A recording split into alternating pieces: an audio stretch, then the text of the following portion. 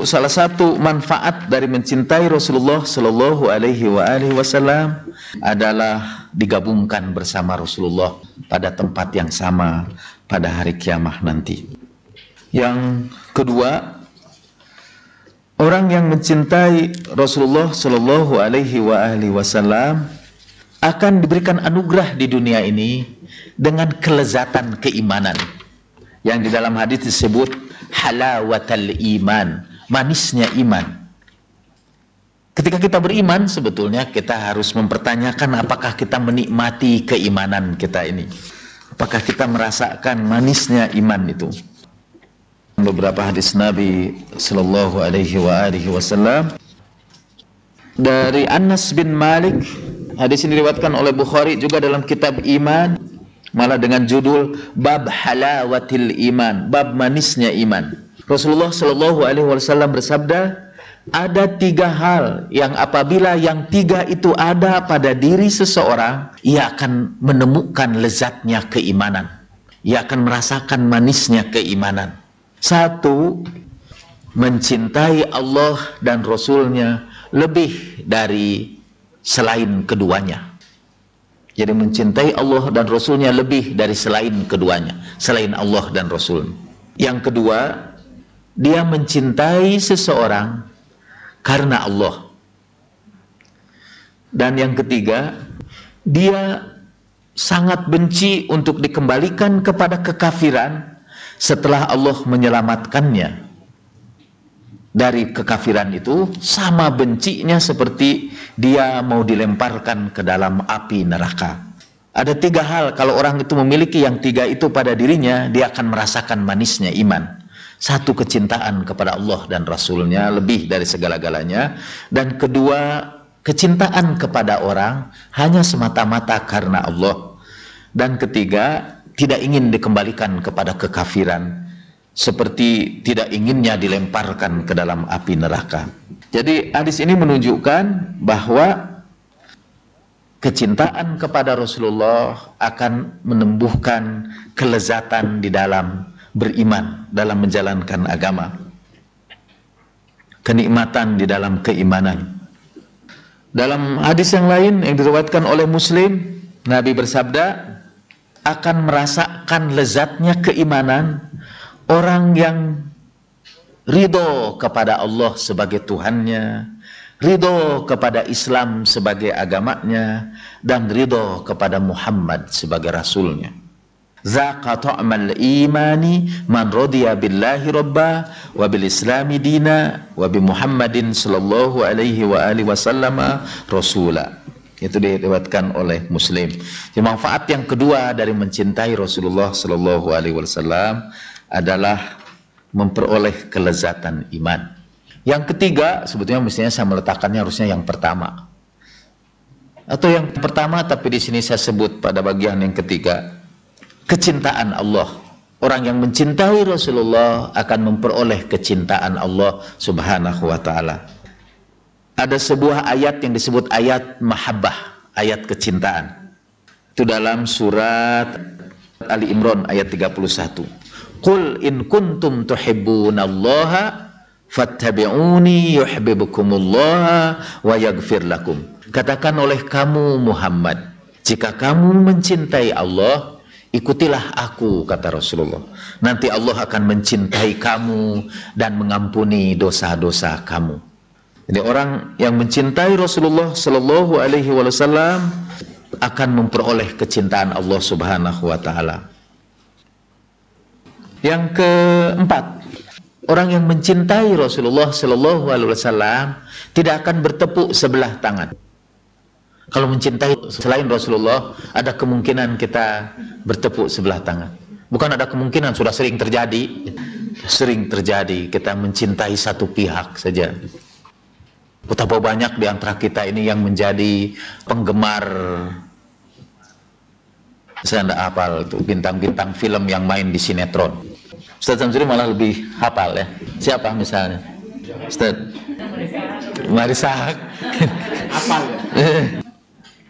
Banyak itu penggemar-penggemar itu mencintai, sebut saja Marisa Haque ya tadinya. Karena saya cuma tahu dia aja, yang lainnya enggak tahu. Mencintai Marissa Haque. Tapi Marissa Haque-nya enggak pernah mikir-mikirin mereka, enggak pernah membalas kecintaan mereka itu. Tetapi tidak untuk Rasulullah Shallallahu Alaihi Wasallam. Orang yang mencintai Rasulullah akan dibalas dengan kecintaan Nabi yang lebih besar lagi kepada kita. Saya bacakan ini beberapa hadis tadi yang tadi saya sebutkan. Hadis itu Rasulullah Shallallahu Alaihi Wasallam berkata, beliau ungkapkan kerinduannya kepada orang-orang. Saya bacakan hadisnya. Ya waddu law ra'a Rasulullah Shallallahu Alaihi Wasallam. Rasulullah berkata, aku rindu sekali ingin berjumpa dengan saudara-saudaraku itu. Wadidtu anna qad ra'ayna ikhwanana. Kami ingin sekali melihat saudara-saudara kami. Lalu para sahabat berkata, awalasna ikhwanuka ya Rasulullah, bukankah kami ini saudaramu? Adapun saudara-saudaraku adalah orang yang datang sesudahku nanti. Lalu Rasulullah berkata, mereka yang mau mengorbankan apapun hanya untuk bisa berjumpa dengan aku. Pengarang buku ini tampaknya masih sangat memuliakan para sahabat. Dia memberikan penjelasan, kalau Rasulullah mengatakan yang satu ikhwan, yang satu saudara, yang satu itu sahabat, itu sama sekali tidak bermaksud merendahkan para sahabat Nabi itu, katanya. Karena tetap saja sahabat itu lebih mulia daripada yang bukan sahabat, kata dia. Wah, saya tidak terima itu. Nabi juga menyebutkan begitu itu. Kamu cuma sahabatku, tapi mereka itu adalah saudara-saudaraku, mengorbankan apapun untuk berjumpa dengan aku. Saya pernah mengungkapkannya dalam sebuah rangkaian puisi. Karena Nabi berkata, kalau kamu beriman kepadaku tidak aneh itu karena kamu melihat aku, menyaksikan segala keistimewaanku.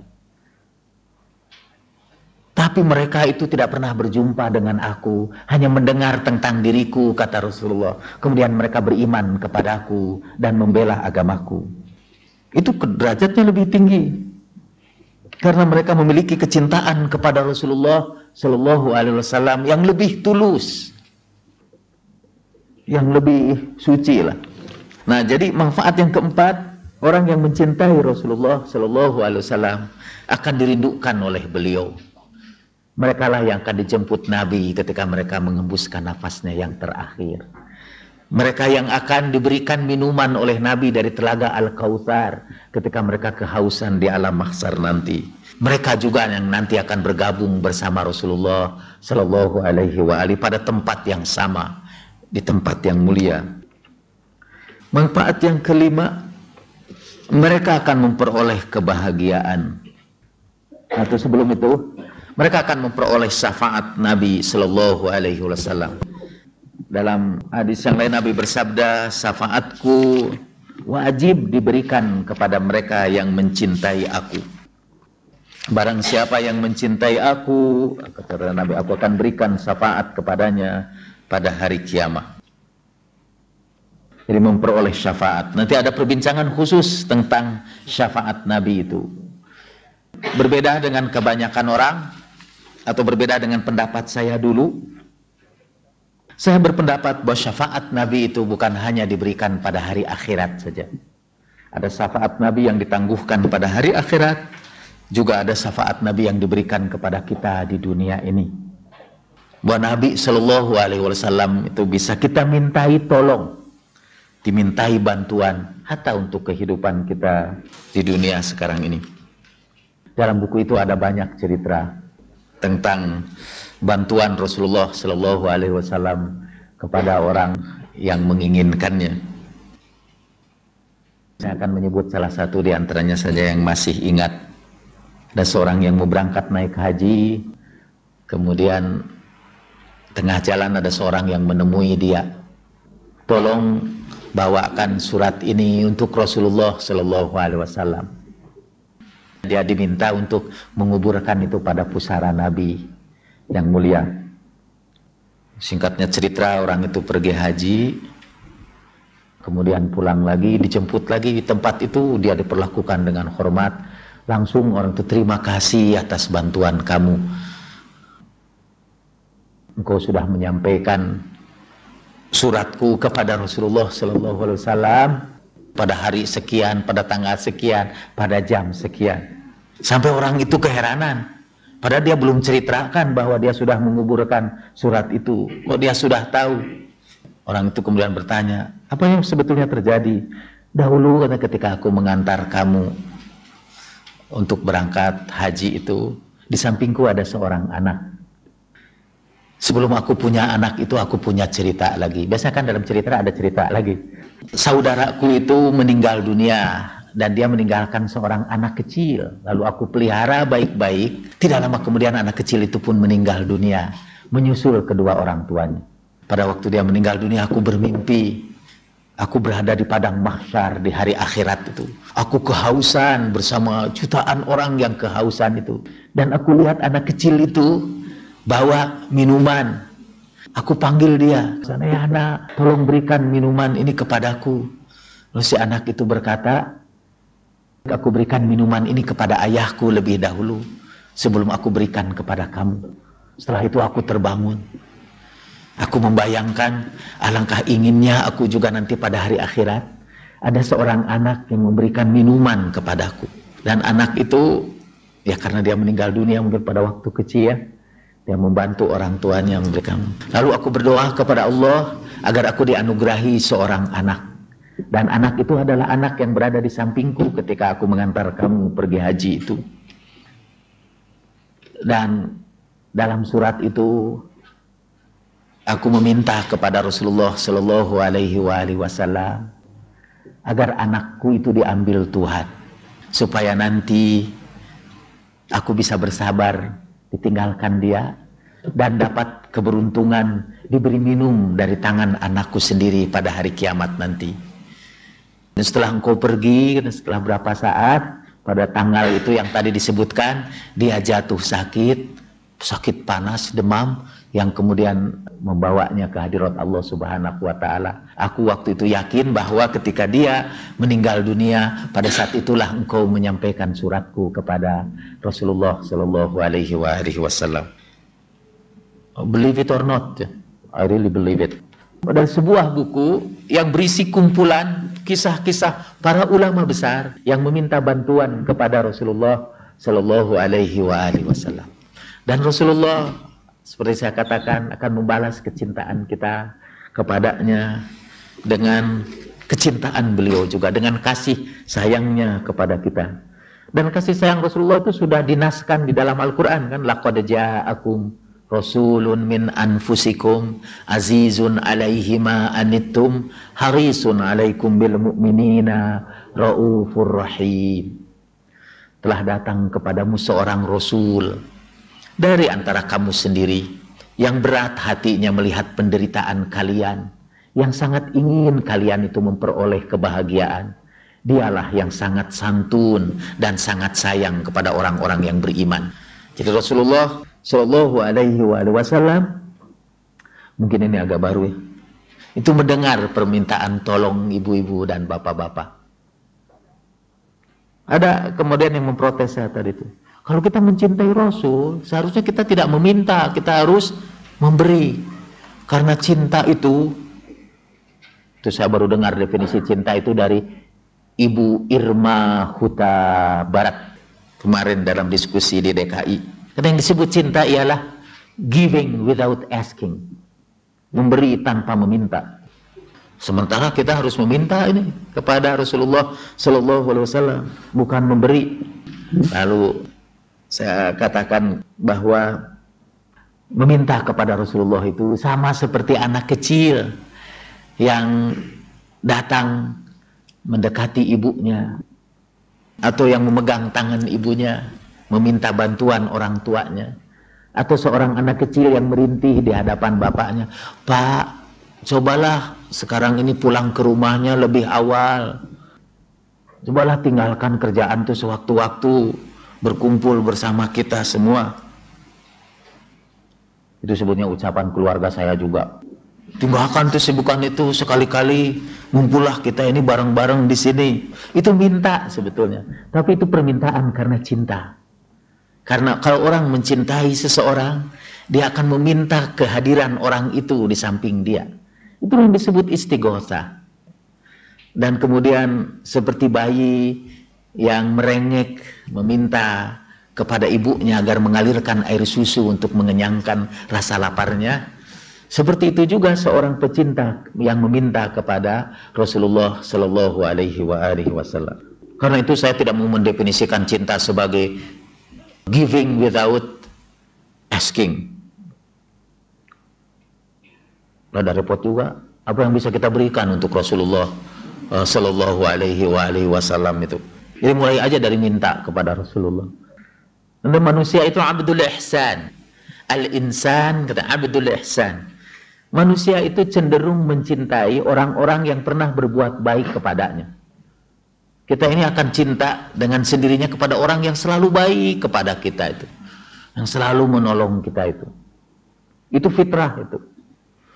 Jadi karena itu minta saja kepada Rasulullah. Nanti kalau Rasulullah ternyata banyak membantu kita, perlahan-lahan cinta itu tumbuh. Lalu kita mulai mikir apa ya yang bisa kita berikan untuk Rasulullah Shallallahu Alaihi Wasallam. Jadi meminta bantuan itu juga termasuk cara untuk menumbuhkan kecintaan kepada Rasulullah. Dan tadi disebutkan salah satu dari faidah mencintai Rasulullah Shallallahu Alaihi Wasallam ialah memperoleh syafaatnya bukan saja pada hari akhirat, tetapi di dunia ini. Nah, untuk sementara saya hentikan di sini untuk diskusi-diskusi kita karena mungkin ada banyak hal-hal yang kontroversial dari apa yang saya bicarakan itu. Sebelum tanya jawab, saya punya cerita. Boleh tidak dengar ini cerita ini karena sangat pribadi. Dulu waktu saya di Amerika Serikat, saya orang Muslim lah, jadi termasuk teroris juga. Seluruh sahabat saya semua kafir lah, cuma saya satu-satunya Muslim di kelas itu. Sampai saya waktu itu berdoa, ya Allah, kalau saya tidak bisa menjadi yang paling baik di kelas ini, Engkau ambil aja nyawa saya. Saya malulah sebagai orang Islam, lalu kalah sama kafir-kafir ini. Semangat saya semangat permusuhan aja. Itu semua itu dianggap memusuhi itu. Tapi dasar watak saya memang rada baik gitu, sejak dari sini. Jadi ketika saya ada seorang kawan saya yang boleh itu yang jelas kafiroh lah, karena dia perempuan. Ketika dia mengerjakan sesuatu, dulu waktu saya belajar di Amerika komputernya masih gede-gede itu, yang besar-besar, satu ruangan dulu, belum komputer kecil-kecil kayak sekarang.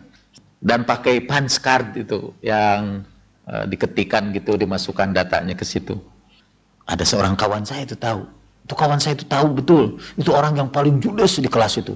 Saya malah menduga dia ini sakit jiwa, karena tidak pernah saya lihat dia tersenyum. Kadang-kadang saya dia lihat tersenyum, tapi kalau dia baca buku lalu tertawa sendirian. Saya bilang kalau banyak orang dia tidak pernah bisa tertawa, tapi kalau sendirian dia tertawa. Jadi saya pikir ini memang sakit jiwa.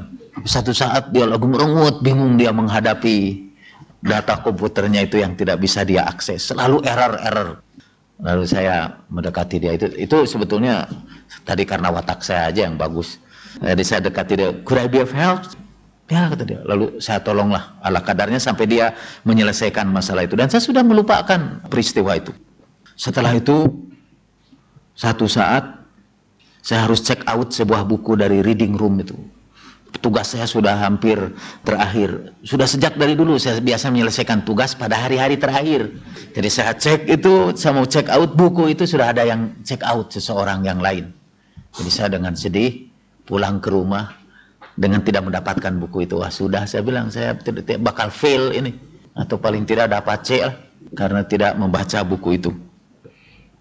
Tengah malam kira-kira jam 12, waktu itu winter, jadi musim dingin, dan saya tinggal di Midwest, satu daerah yang saljunya itu sangat berat lah. Dan salju itu sangat berat waktu itu turun. Jam 12 malam pintu saya diketuk. Dan yang datang itu cewek yang saya tolong di laboratorium komputer itu. Dia bawa buku itu. Jaketnya itu penuh salju.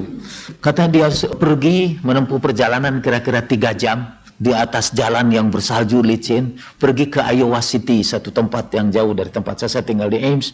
Dia pergi ke Iowa City, mencek out buku itu dari perpustakaan di sana. untuk menolong saya dan memberikannya tengah malam itu. Saya waktu itu terharu dan luar biasa, dan jangan disampaikan ini kepada istri saya. Situ ada anak saya di sebelah situ. Sampaikan kepada istri saya. I love her. Itu karena apa? Karena kebaikan yang dia lakukan kepada saya. Karena dia sudah berpayah-payah. Jadi perlahan-lahan tumbuh. Tidak enak menyebutkannya. Dan saya kira cintanya itu cinta yang tulus. Sama sekali tidak ada sangkut pautnya dengan kecintaan-kecintaan yang lain. Kecintaan yang tulus lah. Itu bukan cinta erotis.